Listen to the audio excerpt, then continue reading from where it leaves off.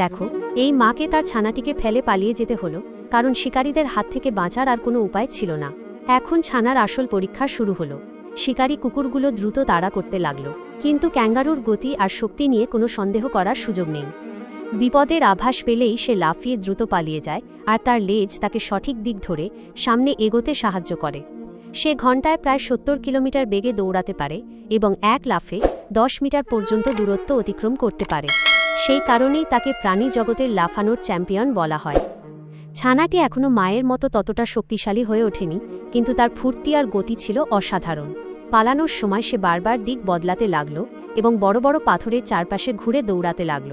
এটি ছিল দারুণ এক চাল, যার ফলে শিকারী কুকুরদের গতি ধীরে ধীরে কমে গেল। এখন জয়ের ভাড়া ছিল মাত্র কয়েকটি লাফের। কুকুরগুলো ক্লান্ত হয়ে পড়ল, তাদের শ্বাস দ্রুত চলতে লাগল আর সাহস ভেঙে পড়ল। শেষ পর্যন্ত সে হার মানতে বাধ্য হল এবং কেবল দূর থেকে তাদের শিকারকে চোখের সামনে হারিয়ে যেতে দেখল। তাই এই চ্যাম্পিয়ন ক্যাঙ্গারুর বাচ্চার জন্য একটা লাইক অবশ্যই।